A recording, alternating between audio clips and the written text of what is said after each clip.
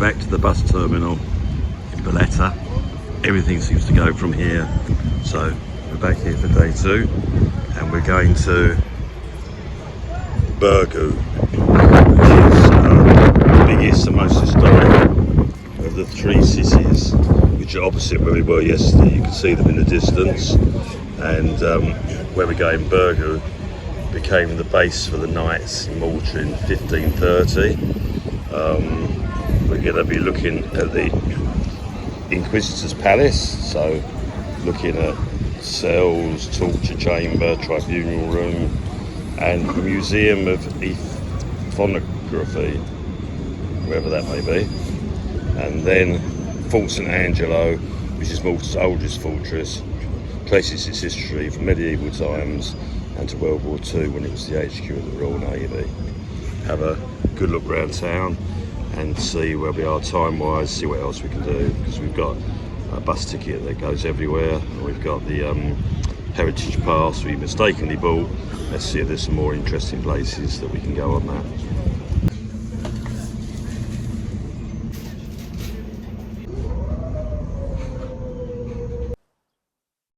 But yeah, a lot of war damage on the walls there, a lot of potholes. This is the middle of the 3 cities. People I was just talking to described it as the most beautiful spot in Malta, and so far I'm not sure I disagree. This is right opposite as we speak. Gonna have a little closer look at that.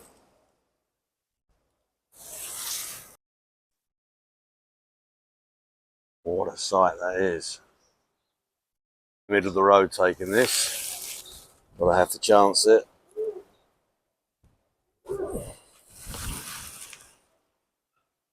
And I'd say they're very proud of the Maltese flag here. A few lessons to be learnt back home.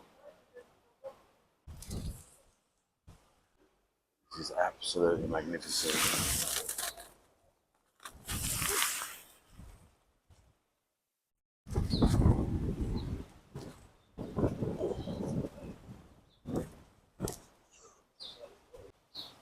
They're a very religious country, Malta. They do like to sort of light their churches up at night, which looks fabulous. See the lights are on there. Approaching this Easter weekend. And through the Grand Harbour Marina. Even here you can see fortifications. There would have been a machine gun pit.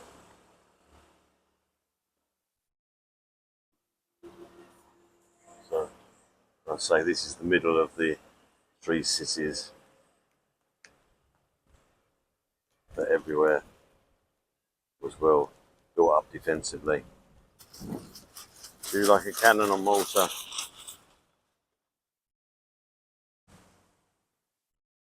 And a steam engine.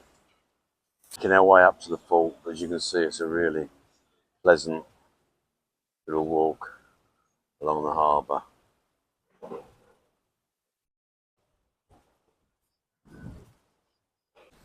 I've got to say, a very easy pace of life in Malta. Everyone's very friendly. Everyone goes that little bit extra to help you, gives you sort of details, and then details if you even need to give.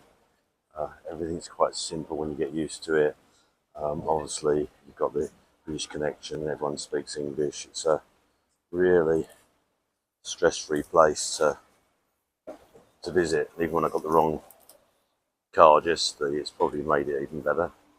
So I'm going to a few places I wouldn't even have seen. So I highly recommend it, what I've seen so far. And it's absolutely stunning in places.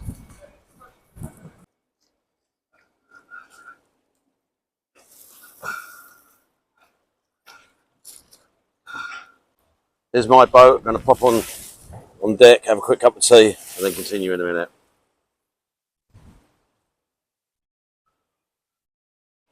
That was delicious. Let's see what else is down this way.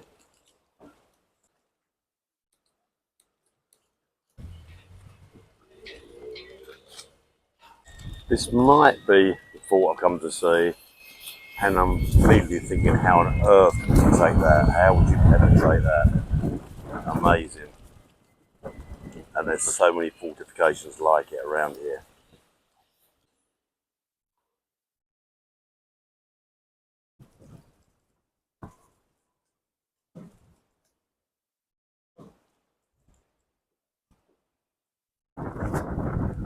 Again, more visible signs of damage, but they've just embraced it in the design. There's a bar in that courtyard, so they haven't worried about it. It just becomes part of the feature, which I think is a good thing, not letting go of the past.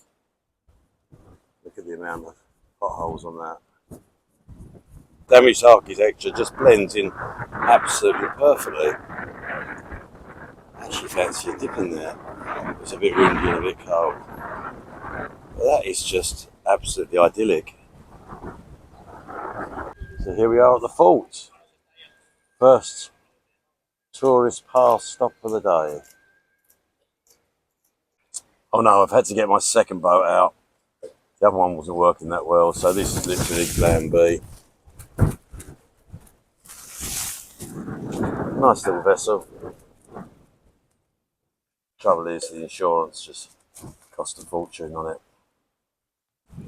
Yeah, I didn't really like the colour on this one, but you know, it's okay. It's quite a reasonable price. A little bit of ferry action here.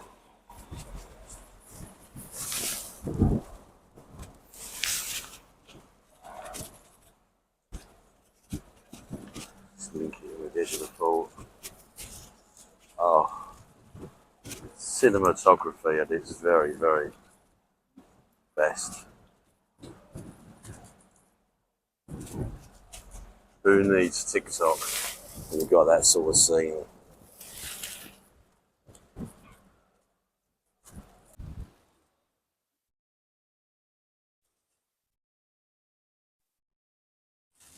You feel that crane's got a few stories to tell. It hasn't given up all its secrets.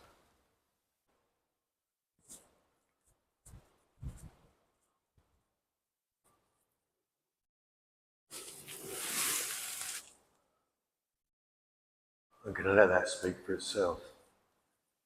Good and evil, the knights vanquishing the infidels. Good against evil, Jesus the devil, any of those things. Let's go and have a look. Ah, it's a painting of St. Michael, enlargement of a copy. The painter St. Michael, St. Angelo, which was hung here till the 1970s.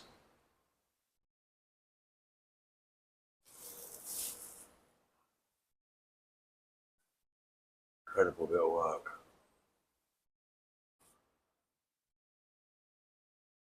Okay, plenty to see here. Plenty to do. Let's see if I can give you a little bit of a flavour of this place. Once I get up this slope that seems to go on forever. Come on, you can do it. Some view from up here.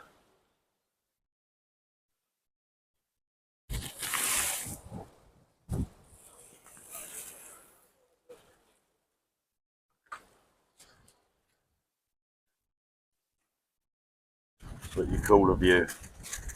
Very narrow tunnels down here. Only just about big enough for your head.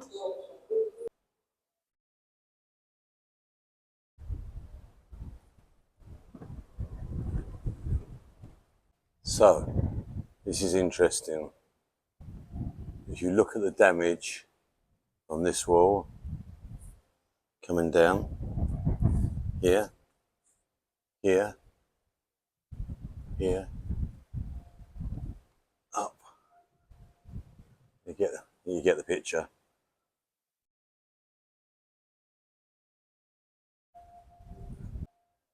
This was the result of splinters caused by 2 enemy bombs dropped here on 10th of June 1940. Now, the oubliette, my understanding of this is it's a hole in the ground where you put prisoners. So this will be interesting.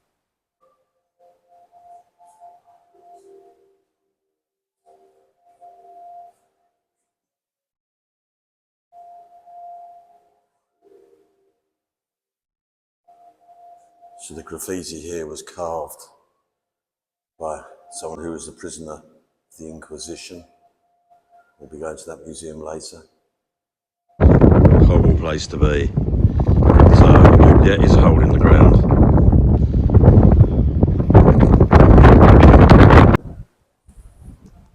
You can imagine the soldiers out on parade here.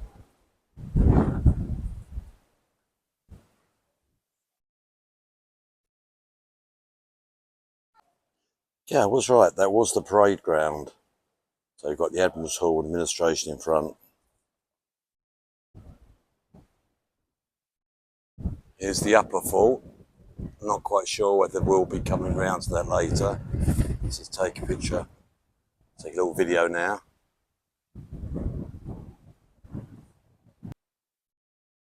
More sweeping views.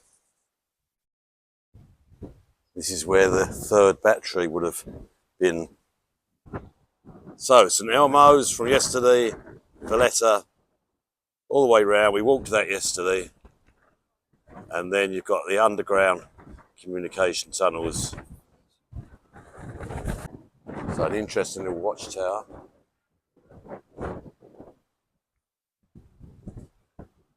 Probably used as a machine gun post as well, or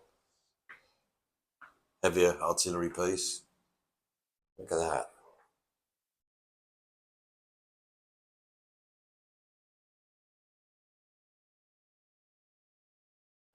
Then you've got the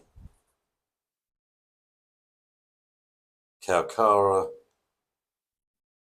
with the marina.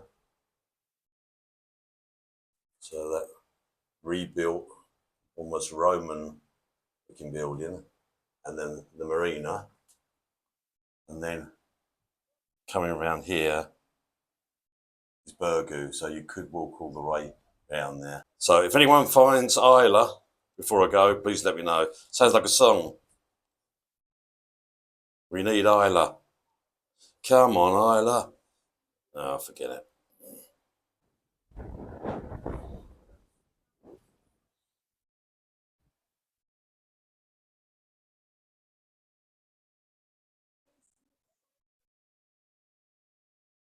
Since their invention, they demonstrate the early importance of international trade to Malta. The Phoenicians came from the east. Their Carthaginian descendants came from the west. Exhibition looking at the importance of water in the Mediterranean. Traditional fishing boat. Some of these sort of objects were on the boats for the kings and the rulers.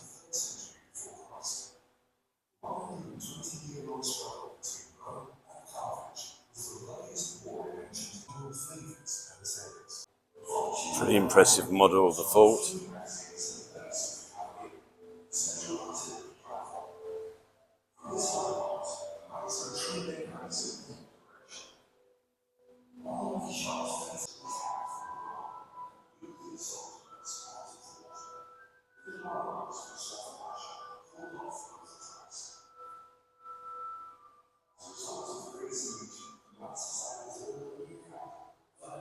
Was the primary target for the Italian Angelo bombs. Forts in Angelo provided a platform for Harbour's anti-aircraft defences. The fort received 69 direct hits from enemy bombs. The forts, through both its guns, hit 47 enemy aircraft. Going up to the Bombardes Bastion or Lookout, get some more good views. Maybe we'll even see the elusive Isla. It's not going to be the easiest climb, but I'm sure it'll be worth it. More signs of the sort of pock marks from direct hits. How badly damaged that is. Back on the Isla search, and I think that is it. The lady before said that was Valletta, but I think that's Isla, and then that's Valletta over there, coming round to St Elmo's. So I think this is the island that we couldn't find. Pretty big island, not to be able to find. But I think that is Isla. And I think that explains it. You can get over there from a bridge further down. So we might even do that later. And it's meant to have a lovely church, etc. But I think that explains it. Isla.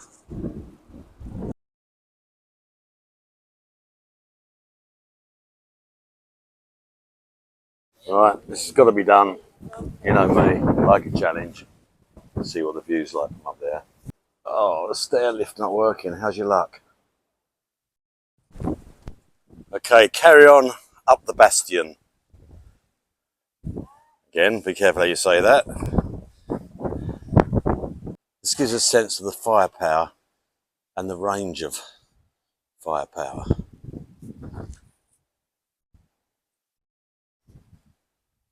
So mounts for anti-aircraft guns, I think you'll find, and batteries from an earlier age. More anti-aircraft gun mounts at that far end. City 1, City 2, and City 3, and Valletta in the distance. Amazing cruise ship there. Looks like a football ground near there as well. Not sure we'd have time to see that. Do like a good football ground. Church, I'm told, is well worth a visit. Yet another impressive bell end.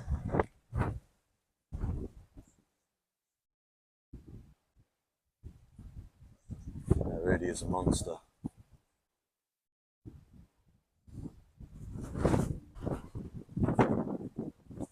And there were 5 guns here called Ferro Molino's Cavalier.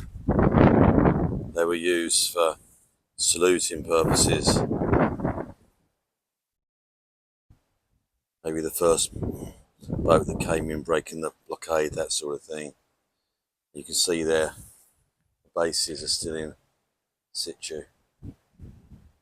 Get all round view of the fort from here. So let's just scan.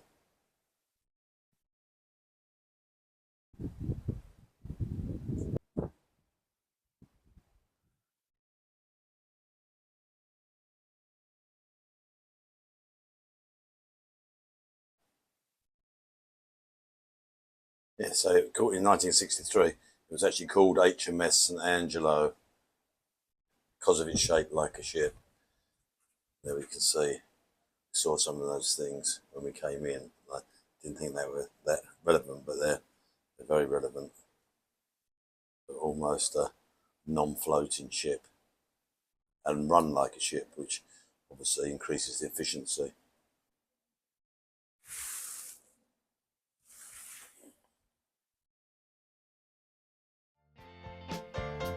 Teardrops on the city bed, school